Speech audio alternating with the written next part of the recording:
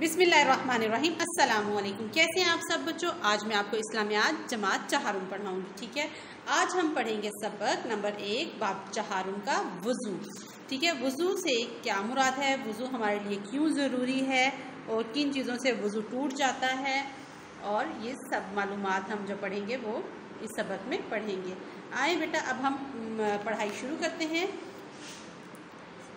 इस्लाम ने तहारत और पाकीज़गी हासिल करने के लिए वुज़ू करने का हुक्म दिया है। वुज़ू करने का तरीका हम पढ़ चुके हैं, आपने बहुत क्लास 1 से वुज़ू करने का तरीका पढ़ा हुआ है। दर्स इल्म से हम इन चीज़ों के बारे में पढ़ेंगे जिनसे वुज़ू टूट जाता है। नवाक़िज़े वुज़ू, ठीक है, कौन सी चीज़ें हैं जिनसे वुज़ू टूट जाता है? जिन चीज़ों से वुज़ू टूट जाता है इन्हें नवाक़िज़े वुज़ू कहा जाता है। वो कौन कौन सी हैं? लेट कर या सहारा लेकर सो जाना या बेहोश हो जाना, पेशाब या पखाना करना, कह करना मतलब वॉमिट हो जाना, जिस्म के किसी हिस्से से खून का निकल कर बह जाना, नमाज पढ़ते हुए कहका लगाकर हंसना। ठीक है, नमाज पढ़ते हुए हंसना से नमाज तो टूट जाती है, लेकिन इसके साथ साथ वुज़ू भी टूट जाता है। अब हम आ जाते हैं अगले सफ़े पर, और अगले सफ़े पर है मकरूहात वुज़ू। जिन चीज़ों से वुज़ू जो है वो मकरूह हो जाता है। वुज़ू में जो चीज़ें नापसंदीदा है इन्हें मकरूहात कहा जाता है, और वो कौन कौन सी हैं? नापाक जगह पर वुज़ू करना, वुज़ू के दौरान फजूल बातें करना, वुज़ू इस तरह करना कि पानी के छींटे खुद पर और दूसरों पर गिरे, दाएं हाथ से नाक साफ करना और बायां पाँव धोना, ये मकरूह है। बेतरतीब वुज़ू करना, बाएं तरफ के अज़ा को पहले धोना। ठीक है, हमने मकरूहात वुज़ू भी पढ़ ली। अब हम आ जाते हैं वुज़ू के फ़वाइद। वुज़ू के फ़वाइद क्या हैं? वुज़ू करने से दो तरह के फ़ायदे हासिल होते हैं, जिस्मानी फ़ायदे और रूहानी फ़ायदे। जिस्मानी फ़ायदे दो तरह के होते हैं जिनसे हमारा जिस्म सेहतमंद और अच्छा हो जाता है। रूहानी फ़ायदे वो होते हैं जिनसे सवाब और नेकी मिलती है, अल्लाह ताला की रज़ामंदी हासिल होती है।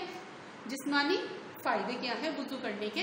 वुज़ू करने से वो तमाम अज़ा साफ़ हो जाते हैं जो वुज़ू में धोए जाते हैं।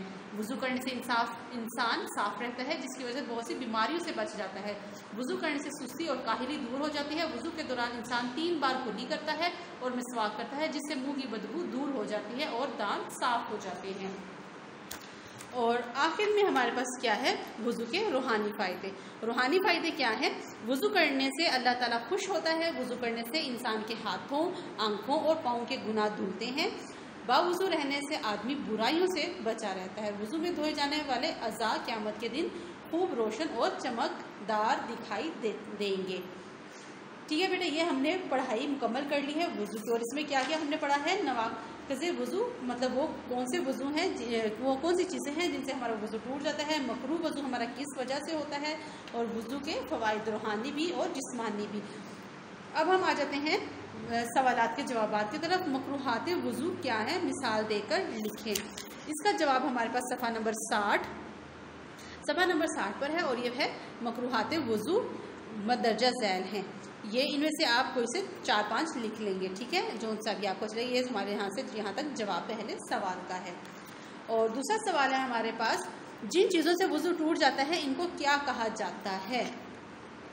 इसका जवाब हमारे पास सफ़ा नंबर 59 पर है। ठीक है, 59 नवाक़िज़े वुज़ू। जिन चीज़ों से वुज़ू टूट जाता है इन्हें नवाक़िज़े वुज़ू कहा जाता है। ये हमारे पास सवाल नंबर 2 का जवाब था। अब हम आ जाते हैं अपने सवाल नंबर 3 की तरफ।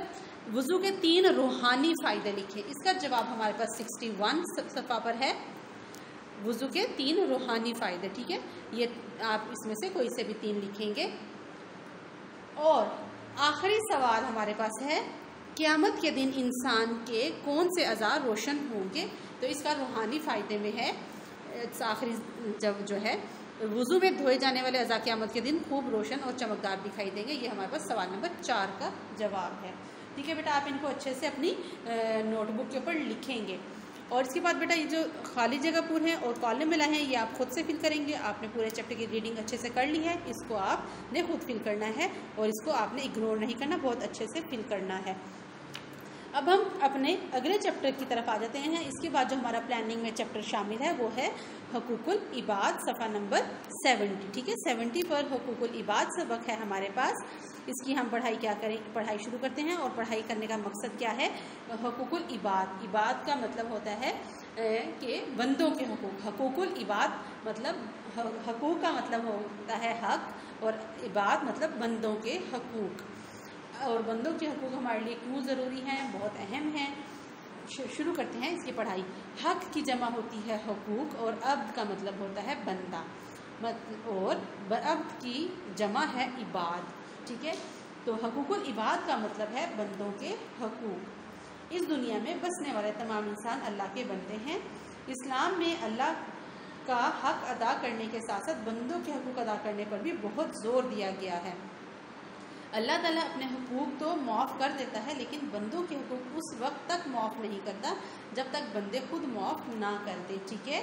جب تک جو ہے وہ بندے خود معاف نہ کر دیں تو اللہ بھی معاف نہیں کرتا ان کے حقوق۔ اب ہم آ جاتے ہیں اگلے صفحہ کی طرف۔ اس دنیا میں رہتے ہوئے ہر انسان کا دوسرے انسانوں سے واسطہ ہے۔ ہمارا گھر جس محلے میں ہوتا ہے وہاں ہمارا تعلق پڑوسیوں سے اور آس پاس کے گھروں میں رہنے والے لوگوں سے ہوتا ہے۔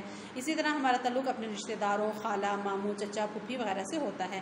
ایسے ہی جس اسکول میں ہم تعلیم حاصل کر رہے ہوتے ہیں وہاں جماعت میں ساتھ پڑھنے والے دوسرے طالب علموں سے بھی ہمارا تعلق ہوتا ہے۔ اگر ہم سفر کر رہے ہوتے ہیں تو بس میں ارد گرد بیٹھے لوگوں سے بھی کچھ وقت کے لیے تعلق رہتا ہے۔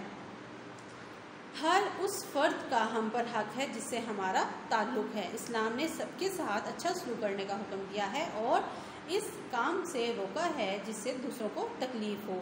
اسلام نے ہمیں یہ حکم دیا ہے کہ اپنے رشتہ داروں، پڑوسیوں اور دوستوں کی ضروریات کا خیال رکھیں۔ اگر وہ کسی مشکل میں ہوں تو ان کی مدد کریں۔ اسی طرح معاشرے میں بسنے والے غریب لوگوں کے حقوق ادا کرنا ہماری ذمہ داری ہے۔ بزرگوں اور بوڑھے لوگوں کی خدمت کرنا بھی ہم پر لازم ہے۔ نبی صلی اللہ علیہ وسلم نے فرمایا، خیر الناس من ینفع الناس، لوگوں میں سے بہترین شخص وہ ہے جو لوگوں کو نفع پہنچائے۔ اسلام ہمیں ہر کسی کی خیر خواہی کی تعلیم دیتا ہے۔ کوئی مسلمان دوسرے شخص کو نقصان پہنچانے اور اس کو نیچا دکھانے کے بارے میں نہیں سوچ سکتا۔ اگر کوئی ہمارا رشتہ دار اور دوستوں میں سے بیمار پڑ جائے تو ہمیں اس کی تیمارداری کرنی چاہیے۔ اگر کوئی کسی مصیبت کا شکار ہو تو اس کی ہر ممکن مدد کرنی چاہیے۔ ایک دوسرے کو سلام کرنے میں پہل کرنا چاہیے۔ مسکرا کر ملنا اور مسلمان کے لیے ضروری ہے۔ اللہ تعالیٰ ان کاموں کو پسند کرتا ہے۔ نبی صلی اللہ علیہ وسلم نے بندوں کے حقوق ادا کرنے کی تعلیم دی اور بندوں کے کام آنے پر بہت اجر و ثواب ملنے کی خبر دی، ٹھیک ہے بیٹا۔ یہ ہم نے پڑھے ہیں بندوں کے حقوق، مطلب حقوق العباد، کہ بندوں کے حقوق کون کون سے ہیں اور ہمیں انہیں کس طرح پورا کرنا چاہیے۔ ہمیں ان کا ہر طرح سے خیال رکھنا چاہیے، کوئی مشکل نہیں دینی چاہیے، کوئی ایسا نہیں دینی چاہیے، اور جن سے ہمارا تعلق ہو ان سے ہمیں اچھے طریقے سے ملنا چاہیے، اور اگر ہمارے آس پاس کوئی بیمار ہے تو ہمیں اس سے تیمارداری کرنی چاہیے اس کی۔ اب ہم آ جاتے ہیں بیٹا اس کے حقوق العباد کا کیا مطلب ہے، تفہیم سوالات کے جوابات کی طرف، ٹھیک ہے۔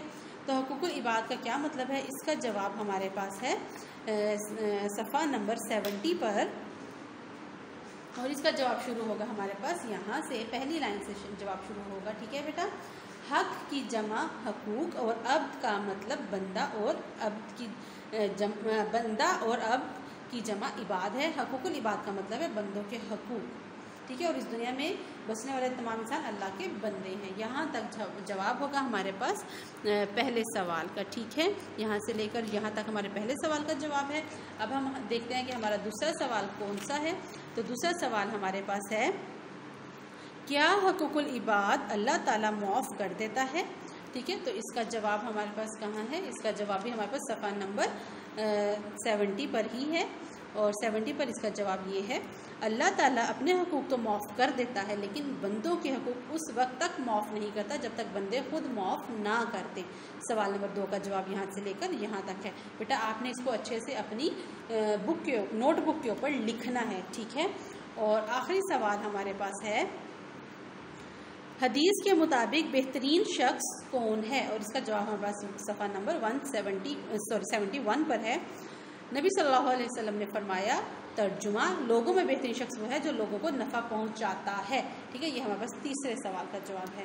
اور بیٹا اس کے جو خالی جگہ پر اور درست جواب ہیں یہ بیٹا آپ لوگ خود فل کریں گے۔ آپ نے کو میں نے اچھے سے پڑھائی کروائی ہے اور آپ اس کو خود فل کریں گے، آپ کی پریکٹس بھی ہو جائے گی اچھے سے، اور آپ کو پیپر کی تیاری میں بھی آسان ہوگا۔ اس کو آپ نے اچھے سے فل کرنا ہے اور کوشچن آنسر کو آپ نے اچھے سے لکھ لینا ہے اپنی نوٹ بک کے اوپر۔ اپنا بہت سا خیال رکھیں، اللہ حافظ۔